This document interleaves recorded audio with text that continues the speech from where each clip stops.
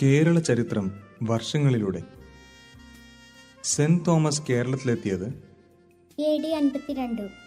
മാലിക് ദീനാർ കേരളത്തിലെത്തിയത് 644, കൊല്ലവർഷാരംഭം 825, ആദ്യ മാമാങ്കം 829, മാർക്കോ പോളോ കേരളത്തിലെത്തിയത് 1292, ഇബ്നു ബത്തൂത്ത കേരളത്തിലെത്തിയത് 1342, വാസ്കോഡഗാമ കാപ്പാട് കപ്പലിറങ്ങിയ വർഷം 1498, ഉദയം പേരൂർ സുനഹദോസ്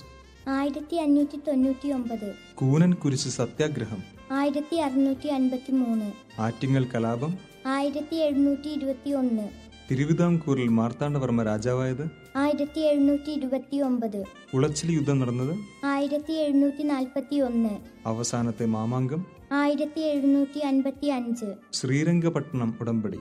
1792, പഴശ്ശി വിപ്ലവം 1805, കുണ്ടറ വിളംബരം 1809, കുറിച്യാർ കലാപം 1812, ചാന്നാർ ലഹള 1829, അരുവിപ്പുറം പ്രതിഷ്ഠ 1888, മലയാളി മെമ്മോറിയൽ 1891, ഈഴവ മെമ്മോറിയൽ 1896, മലബാർ കലാപം